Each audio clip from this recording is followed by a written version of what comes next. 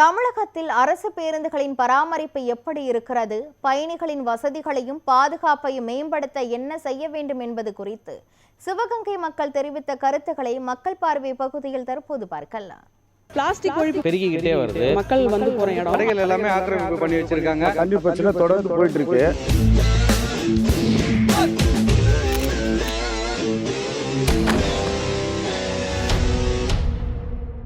அரசு பேருந்து வந்து எதனால இந்த அளவுக்கு மோசமான நிலைமையில இருக்குன்னா, அதுக்கான மெயின்டெனன்ஸ் சரியில்லை. அதுக்கான துறையில இருந்து சரியான நடவடிக்கை எடுக்காதன் முழு காரணமே இது போன்ற விபத்துகள்லாம் ஏற்படுது. இப்ப கடந்த 2 நாளைக்கு முன்னாடி கூட ஒரு பஸ் டயர் வெடிச்சு ஒரு 9 பேர் இறந்து போயிட்டாங்க. அதுக்கு முழுக்க முழுக்க காரணம் அரசோட கவனக்குறைவு மற்றும் அந்த டிரைவரோட கவனக்குறைவு. அந்த பஸ்ல டயர் சரியா இருக்கா இல்லையான்னு அவர் செக் பண்ணியிருந்தாருன்னா இது போன்ற விபத்துகளே நடந்திருக்காது. மெயின்டெனன்ஸ் கரெக்டாக இருந்துச்சுன்னா எந்த பிரச்சனையும் எதுவுமே வராது. தனியார் பேருந்து போல அரசு பேருந்துக்கும் ஆர்டிஓ வந்து ஒரு என்கொயரி வச்சு கரெக்டான முறையில் சரிப்படுத்தாங்கன்னா அரசு பேருந்து நல்ல விதம் நடக்கும்.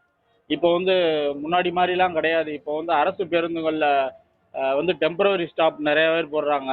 அவங்களுக்கு முறையான அனுபவங்கள்லாம் இல்லை. அந்த அனுபவங்கள் இருந்திருந்தால் கரெக்டாக நல்லா சரியாக அவங்க ஓட்டுவாங்க, எல்லாம் சரியான முறையில் இருப்பாங்க. இப்போ அந்த அனுபவமே கொஞ்சம் ஒரு தவறான ஒரு இதாக இருக்குது. அப்புறம் சரியான பராமரிப்பு கிடையாது. பழைய பஸ்ஸுகளே அப்படியே பெயிண்ட் அடித்து ரீபெயிண்டிங் அடித்து அதை மெக்கானிசம் எல்லாமே பழைய இதையே சரி பண்ணி அதையே போடுறாங்க. அதை டெய்லி வண்டியை காலையில் எடுக்கும்போது அவங்க செக் பண்ணி எடுக்கணும். டயர் எப்படி இருக்குது, எல்லாமே கரெக்டாக இருக்கா, எல்லாம் செக் பண்ணி எடுத்துட்டாங்கனாலே இந்த பாதி விபத்துகள் தடுக்கப்படலாம். அந்த ஒரு காரணத்துக்குனால கூட இருக்கலாம். இப்போ அரசு பஸ்ஸு பூராமே ஆக்சிடென்ட் நிறைய நடந்துக்கிட்டு இருக்கு.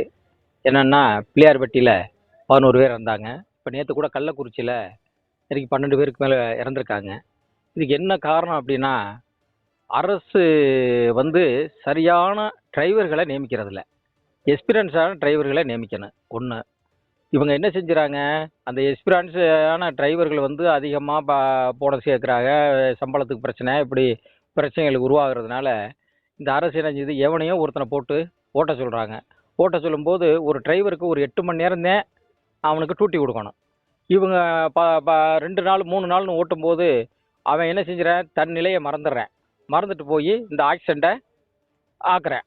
இதனால மக்கள் மக்களுக்கு பெரிய பாதிப்பு ஏற்படுது. வெறும் பழைய பேருந்தா ஓடுது, ஏற பயமா இருக்கு.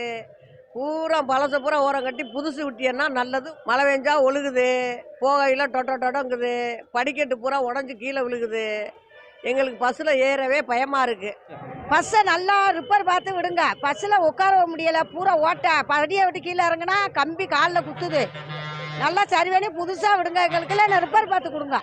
மழை நேரத்தில் உள்ளே உட்கார முடியல, தண்ணி பூரா பஸ்ஸுக்குள்ளான கிடக்கு, சீட்டு பூரா பிஞ்சே கிடக்கு, உட்காந்து கீழே விழுந்துட்டு. தமிழகத்தை பொறுத்த வகையில் ஆட்சியில் இருக்கவங்களாக இருந்தாலும் சரி, ஏற்கனவே ஆட்சியில் இருந்தவங்களாக இருந்தாலும் சரி, மக்களுடைய சௌகரியத்துக்கான போக்குவரத்தை தயார் பண்ணி கொடுப்பதில் இந்த அரசாங்கம் கொஞ்சம் மெந்தனமாக இருக்குதுன்னு நான் நினைக்கிறேன்.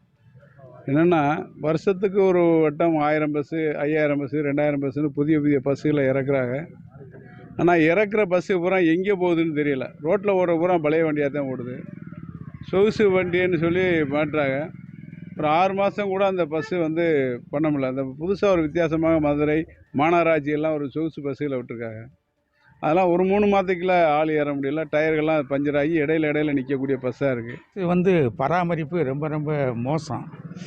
பஸ்ஸை அதை அப்பப்போ அதை இது பண்ணி அதை மெயின்டெனன்ஸ் பண்ணி கரெக்டாக வச்சுருந்தா தான் பயணிகளுக்கும் பாதுகாப்பு, எல்லா வண்டிக்கும் சேஃப்டி. இப்போ வண்டியில் போடுற கண்டக்டர்லாம் யாருன்னு கேட்டீங்கன்னா, அப்பப்போ டெம்பரவரிக்கு பால் பற்றாக்குறையாக இருக்கிறனால டெம்பரவரியாக போடுறதுனால அவங்க அவங்களுக்கு போதிய ட்ரைனிங் இல்லாதனால அவங்க அதை வண்டியை சரியான முறையில் இயக்கிறது இல்லை. 2வது, சில இடங்களில் அந்த வண்டி பார்த்தீங்கன்னா மழை நேரத்தில் உள்ள பயணிகளுக்கு உள்ளே இருக்க முடியல, பூரா வண்டி பூரா ஒழுகுது. அப்போ இப்படி ஒரு அரசு வண்டி இந்த அரசு போக்குவரத்துக்கெல்லாம் ஒரு சரியான முறையில் இல்லாதனால அதனால் பொதுமக்களுக்கு மிகப்பெரிய பாதிப்பு இருக்குது. அதெல்லாம் கண்காணிக்கணும். சம்மந்தப்பட்ட மேலதிகாரிகளோ சம்மந்தப்பட்ட அரசு துறை அதிகாரிகளோ அதை கண்காணித்து அதில் எந்த குறையில்லாமல் பார்க்கணும். பொதுவாக புதிய பேருந்துகள் நிற்கிறாங்க, சொகுசாக இருக்கே தவிர உள்ளுக்குள்ளே போனால் டப்பாவாக தான் இருக்குது. அது வந்து நல்லா விரிவடைஞ்சு ஒரு தெளிவான பஸ்ஸுகள் கிடையாது. இலவச பஸ்ஸு பெண்களுக்கு விடியல் பரிசில் இருக்கிறது நம்ம வரவேற்கிறோம். ஆனால் அந்த முறையை அதை செயல்படுத்துகிறாங்கல்ல. நிறைய இடங்கள்ல ஆக்சிடென்ட்டு நடக்குது. அதை தவிர்க்கணும்.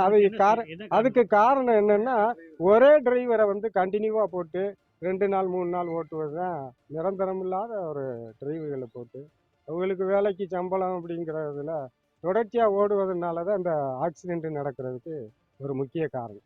பிளாஸ்டிக் ஒழிப்பு பெருகிக்கிட்டே வருது. மக்கள் வந்து போற இடம் கடைகள் எல்லாமே ஆக்கிரமிப்பு பண்ணி வச்சிருக்காங்க. கல்வி பிரச்சனை தொடர்ந்து போயிட்டு இருக்கு.